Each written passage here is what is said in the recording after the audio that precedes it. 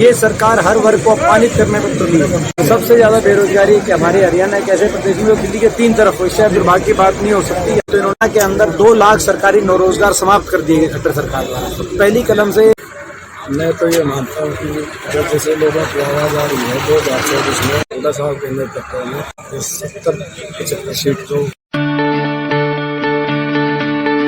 नमस्कार, आप देख रहे हैं DH खबर सोशल मीडिया चैनल। यह खबर हरियाणा के राजनीतिक गलियारों से संबंधित है। राज्यसभा सांसद एवं CWC के सदस्य दीपेंद्र सिंह हुड्डा शनिवार को जुलाना क्षेत्र में पहुंचे और कई कार्यक्रमों में शिरकत की। इसी कड़ी में सबसे पहले सांसद दीपेंद्र सिंह हुड्डा का NH 352 पर ब्राह्मणवास मोड़ पर प्रदेश कांग्रेस कार्यकारिणी की सदस्य नरेंद्र लाठ की अगुवाई में कार्यकर्ताओं द्वारा जोरदार अभिनंदन किया गया। इसके बाद पत्रकारों से बातचीत करते हुए सांसद ने कहा कि भाजपा जजपा गठबंधन सरकार में प्रदेश के कर्ज में कई गुना बढ़ोतरी हुई है, लेकिन प्रदेश में कांग्रेस पार्टी की सरकार बनने पर आर्थिक विकास की गति को तेज करके और निवेश को बढ़ावा देकर कर्मचारियों को पुरानी पेंशन स्कीम देने, बुजुर्गों को 6,000 रुपए पेंशन देने, कटी हुई पेंशन व BPL कार्ड दोबारा बहाल करने, परिवार पहचान पत्र प्रॉपर्टी ID का झंझट खत्म करने, खाली पड़े पदों पर पक्की भर्तियां करने, कौशल रोजगार निगम को खत्म करने, बैकलॉग भरने, 300 यूनिट मुफ्त बिजली देने, पुरानी खेल नीति लागू करने, पेयजल के बकाया बिल माफ करने समेत जो भी वायदे संकल्प पत्र में शामिल किए हैं उन सभी को पूरा किया जाएगा। सांसद दीपेंद्र सिंह हुड्डा ने कहा कि प्रदेश में बेरोजगारी चरम सीमा पर है, क्योंकि मौजूदा सरकार ने हरियाणा के अंदर 2 लाख रोजगार समाप्त कर दिए गए हैं। 9 साल से JBT और प्रशिक्षक की भर्ती नहीं हुई है। जो थोड़ी बहुत भर्तियां की जा रही हैं, उनमें बाहर के युवाओं को शामिल करके हरियाणा प्रदेश के युवाओं के साथ खिलवाड़ किया जा रहा है। हम बेरोजगारों की आवाज सड़क से संसद तक लगातार उठा रहे हैं।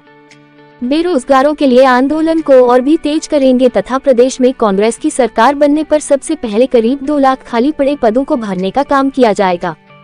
उन्होंने कहा कि प्रदेश की सरकार कर्मचारियों और सरपंचों के ऊपर लाठीचार्ज करके उनका अपमान करने का काम कर रही है, जिसका बदला आने वाले समय में प्रदेश की जनता, कर्मचारी और सरपंच अपनी वोट की चोट से लेंगे। दीपेंद्र हुड्डा ने कहा कि राहुल गांधी की भारत जोड़ो यात्रा के बाद देश व प्रदेश में राजनीतिक माहौल बदला है। अब हरियाणा में हाथ से हाथ जोड़ो अभियान चल रहा है, जिसमें लोगों का अपार स्नेह, समर्थन और विश्वास मिल रहा है। प्रदेश में इस समय कांग्रेस पार्टी के पक्ष में लहर चल रही है, जिसकी बदौलत आने वाले चुनाव में भारी बहुमत के साथ कांग्रेस की सरकार बनना तय है। इसके बाद सांसद दीपेंद्र हुड्डा ने जुलाना में नए बस अड्डा के पास आयोजित कुश्ती दंगल व शामलो कला गांव में आयोजित हाथ से हाथ जोड़ो अभियान कार्यक्रमों में शिरकत करते हुए लोगों को संबोधित किया। इस मौके पर सफीदों के विधायक सुभाष देशवाल, बड़ौदा के विधायक इंदु राजनवाल, पूर्व विधायक परमेंद्र सिंह धूल, रोहित दलाल, नरेंद्र लाठ, डॉक्टर सुभाष लाठ, अनिल दलाल, धर्मेंद्र धूल, रामपाल करेला, कुलवंत लाठ, कृष्ण भारद्वाज, धर्मपाल सिंह गमार, कमल चौहान, मोहित लाठ, सत्यवान पहलवान, प्रमोद सहवाग, रमेश सैनी, दलबीर रेड्डू, रघुवीर चौहान, मंजीत लाठ, जगबीर देगाना आदि मौजूद रहे। अब आपको सीधा दिखाते हैं पत्रकारों से बातचीत में सांसद दीपेंद्र सिंह हुड्डा क्या कह रहे हैं और उसके बाद देखिए प्रदेश कांग्रेस कार्य समिति के सदस्य नरेंद्र लाठ का वक्तव्य। जो आज जोड़ो यात्रा निकाली हुई है, तो क्या मानते हैं, कैसा रिस्पॉन्स मिल रहा है आपको? लोगों का बड़ा अच्छा रुझान है और लोग देश में सरकार से त्रस्त है, बदलाव चाहते हैं, कांग्रेस पार्टी की तरफ देख रहे हैं और हमें पूरा विश्वास है आने वाला समय जो है लोगों का आशीर्वाद मिलेगा। सरपंचों पर जो लाठीचार्ज किया गया उस बारे में क्या कहेंगे? ये सरकार हर वर्ग को अपमानित करने पर तुली है। ये सरकार जो भी सरकार से कोई मांग करे उनको लाठी की भाषा से जवाब मिलता है। चाहे आपने किसान आंदोलन में देखा, चाहे आपने मनरेगा मजदूर आंदोलन में देखा, चाहे आपने गांव के ग्रामीण चौकीदार आंदोलन में देखा, चाहे आपने कर्मचारी ओल्ड पेंशन स्कीम के आंदोलन में देखा, चाहे आपने अभी ये अपना सरपंचों के आंदोलन, तो ये केवल लाठी की भाषा में जवाब देती है। अहंकारी सरकार है, प्रदेश के लोगों का अपमान करने में विश्वास रखती है और समय आने पे इस लाठियों का भी जवाब वोट की चोट से लोग देंगे। बेरोजगारी को लेकर हरियाणा में छत्तीसगढ़ का मुकाबला है या हरियाणा का मुकाबला कहाँ तक? सबसे ज्यादा बेरोजगारी कि हमारे हरियाणा एक ऐसे प्रदेश में दिल्ली के 3 तरफ हो, इससे दुर्भाग्य की बात नहीं हो सकती। यहाँ तो रोजगार देने वाला प्रदेश होना चाहिए हरियाणा, और इसको लेकर मैं समझता हूँ कि सरकार की सबसे बड़ी विफलता अगर कोई है इस सरकार की तो बेरोजगारी। इसको लेकर हम आंदोलन चलाएंगे। लगातार हम इसका मुद्दा उठाने का काम कर रहे हैं। अभी आखिर का 1 साल विपक्ष का लोगों के बीच में जाने का और जनता का सोच विचारने का साथ रहता है। तो 1 साल में हम प्रवेश करके आखिरी 1 साल और इस आखिरी 1 साल में बेरोजगारी को लेकर बड़ा मजबूत जन आंदोलन हम चलाएंगे। प्रदेश में भी कांग्रेस की सरकार बनती है तो बेरोजगारी खत्म करने के लिए खास योजना गाड़ी दिमाग में। उसमें 2 चीज़ें हैं। एक तो इन्होंने जो सरकारी नौकरी खत्म कर दी। आपको पता है 9 साल से जेबीटी तक भर्ती नहीं हुए, प्रशिक्षक भी भर्ती नहीं हुए हरियाणा प्रदेश में। लगभग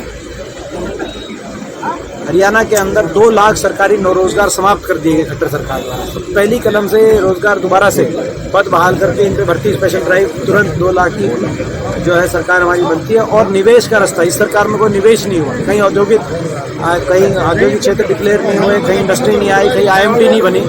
सरकार ने कहा कि जमीन एक्वायर नहीं करेगी तो इंडस्ट्री तो आई नहीं उस वजह से। तो दूसरा प्राइवेट निवेश हो, इन्वेस्टमेंट हो, जो हरियाणा हुड्डा सरकार में प्रति व्यक्ति निवेश में देश में नंबर 1, वो दोबारा से प्रति व्यक्ति निवेश में देश में नंबर 1 बने। ऐसे हमारे प्रयास रहेंगे। सरकारी क्षेत्र और निजी क्षेत्र दोनों क्षेत्रों के अंदर रोजगार मिले नौजवानों को, ये हमारा। और हरियाणा के रोजगारों को प्राथमिकता मिले। अभी 157 लिस्ट आई टेक्निकल लेक्चरर की, जिसमें से आप जानते हैं कि 120 से करीब हरियाणा से बाहर के आए।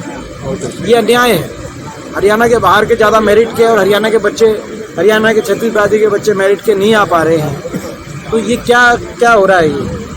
ये प्रदेश में इतना प्रदेशवासियों का अपमान और तिरस्कार हम सहन नहीं करेंगे आने वाले। कांग्रेस ने संकल्प पत्र दिया है, उसमें 14 पॉइंट है। हरियाणा सरकार पे पहले ही जो कर्जा है वो कई गुना बढ़ चुका है, 68,000 करोड़ से कई लाख बढ़ गया। और जो कांग्रेस के संकल्प पत्र देने के वादे हैं, 6,000 की पेंशन है, बिजली के बिलों का मामला है और भी कुछ, उसके लिए बजट का प्रावधान सरकार कैसे कर पाएगी? बजट काम करेंगे। आपको याद होगा जब 2400 करोड़ का बजट था, हमने 1600 करोड़ के बिजली के बिल भी माफ करने का काम किया था। आर्थिक विकास से होता है हरियाणा। आर्थिक विकास की पटरी पर हरियाणा दौड़ेगा तो बजट का भी प्रावधान करेंगे। बुढ़ापा पेंशन 6,000 देंगे, 300 यूनिट बिजली माफ भी करेंगे। आज का प्रोग्राम ये है भाई साहब, जो मैं प्रदेश कांग्रेस कमेटी का कार्यक्रम का सदस्य हूँ, उसके लिए जितेंद्र जी का सवाल। जैसे बात करें जो हाथ से हाथ जोड़ो यात्रा चल रही है आजकल, उस बारे में क्या कहेंगे? देखो, आज से हाथ जोड़ो का जो कार्यक्रम चल रहा है, हमने जो बीजेपी सरकार ने ये 8 साल से जो षड्यंत्र काम कर रहे हैं, इसको उखाड़ फेंकना। अगर कांग्रेस पार्टी आपको तवज्जो देती है जुलाना से, तो आप क्या करेंगे? देखो, ये तो ऊपर आला कमान का निर्देश है, उसका हम तो एक कार्य करते हैं।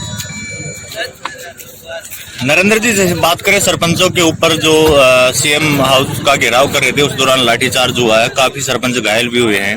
ऐसे में आप जो सरकार है प्रदेश की भाजपा, उसके बारे में क्या कहेंगे? देखो, इन्होंने तो मतलब सरपंचों पे देख लो, कर्मचारियों पे देख लो, लाठी का तो इन्हें लाठी उठा रखी। हम रात्रि तक कुछ निकला, लाठी मारने से थोड़ा समाधान होता है। तो क्या मानते हैं? मैं तो ये मानता हूँ कि जब जैसे लोगों की आवाज़ आ रही है 2024 में, एक तरफा कांग्रेस का निर्णय हुआ है और हुड्डा साहब के नेतृत्व में पूर्ण बहुमत से सरकार 70-75 सीट तो बीजेपी पे आकर देना चित्र बात, तो आप इन पर मानेगा।